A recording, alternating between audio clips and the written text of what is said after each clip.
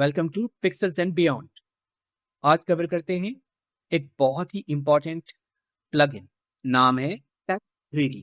मैंने इसे पहले से ही इनेबल कर दिया है। जब आप इनेबल करेंगे तो अनरियल इंजन आपको रीस्टार्ट करने का कहेगा, ऑपरेटिंग सिस्टम नहीं, अनरियल इंजन। जब आप रीस्टार्ट करेंगे तो आप इस प्लगइन के कंटेंट को यहां से एक्सेस कर सकते हैं।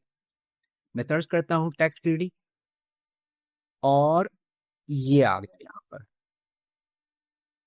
हम इसको यहाँ अलाइन कर लेते हैं और एक्सप्लोर करते हैं कि हम इस टेक्स्ट 3D प्लगइन के साथ क्या क्या काम कर सकते हैं। ये टेक्स्ट 3D प्लगइन जब आपके सीन में मौजूद होता है तो इसकी सारी प्रॉपर्टीज को डिटेल्स पैनल्स के साथ एक्सेस किया जा सकता है।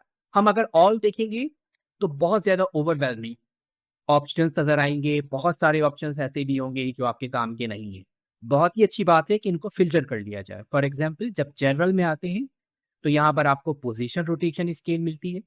इफेक्ट में आते हैं तो कुछ आपको एनिमेशन के लिए ऑप्शंस नजर आएंगे, ज्योमेट्री है, टेक्स्ट है, स्टाइल है, लेआउट है। हम एक एक करके इन सबको एक्सप्लोर करते हैं। जनरल में हमारे पास पोजीशन, रोटेशन और स्केल है।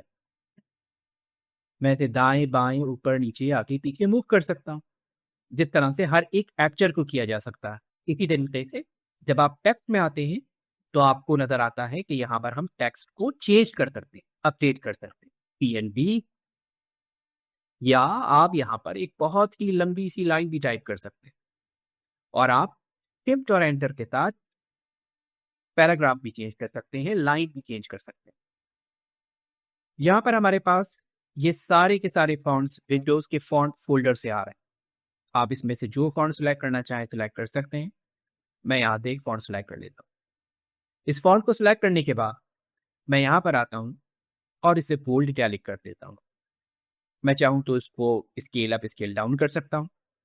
इसी तरीके से मैं चाहूँ तो इसे फोर्स अपर केस कर सकता हूँ। सिमिलरली हमारे पास मजीद ऑप्शन है। फॉर एग्जाम्पल, एक मल्टी लाइन टेक्स्ट टाइप करते हैं।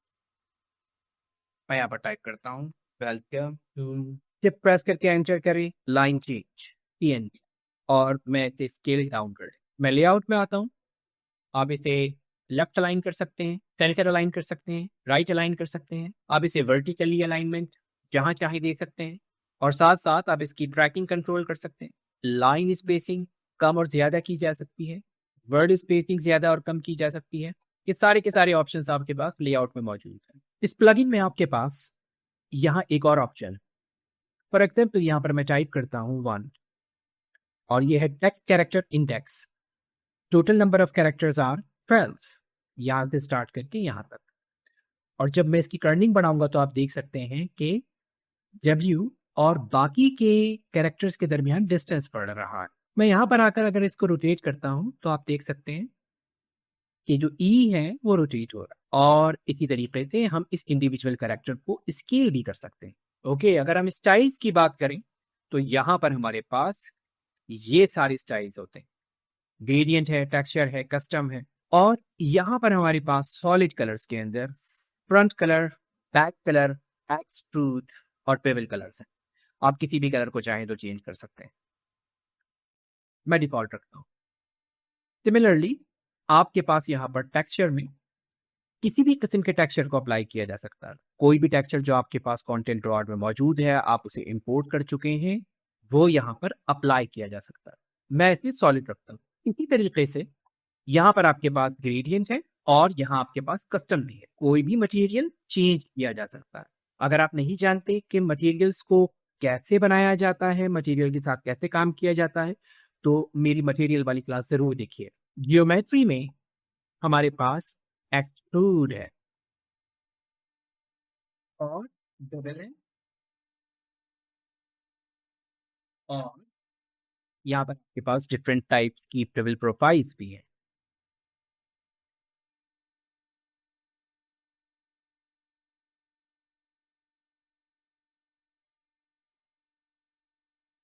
हम इससे ज्यादा बेहतर लुक के लिए स्टाइल्स में आते हैं और यहाँ पर आकर मैं इसे सॉलिड कर देता हूँ और ये जो आपको एक चेक नजर आ रहा है अनलिट, इस पे से चेक हटा देता हूँ ताकि ये इन्वायरमेंट की लाइट रिसीव करना शुरू करें। ओके, अब आप देख सकते हैं नंबर ऑफ सेगमेंट्स हैं, आप चाहें तो इसे आउटलाइन बना दीजिए। आउटलाइन के अंदर हमारे पास स्ट्रोक की विड्थ भी है जिसे कंट्रोल किया जा सकता है, और मुख्तलिफ किस्म के ऑप्शंस आपको यहाँ पर ज्योमेट्री में मिल जाते हैं। हम इसे रीसेट कर देते हैं, मुझे आउटलाइन नहीं चाहिए।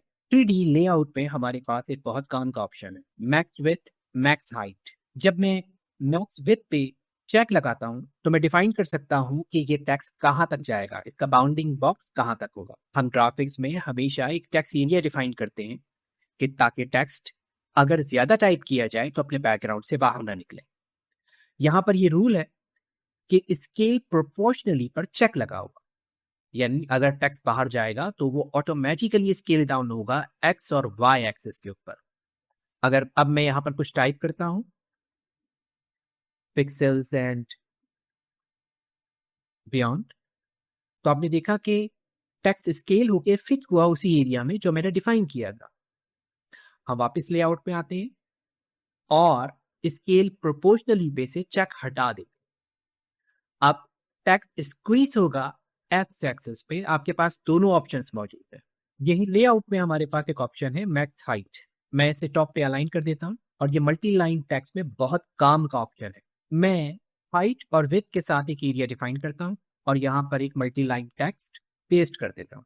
वापस लेआउट में आते हैं और इसे करते हैं रैप एंड स्केल, और ये देखिए ये टेक्स्ट अपने बॉक्स के साथ इस वक्त रैप हो गया। मैं जी प्रेस करता हूं ताकि आप देख सकें। अब आप जो भी टाइप करेंगे वो स्केल डाउन भी होगा और ऑटोमेटिकली इस टेक्स्ट बॉक्स के अंदर फिट हो जाएगा। तो इस तरह से मुख्तलिफ किस्म के लेआउट्स डिजाइन किए जा सकते हैं बहुत आसानी के साथ।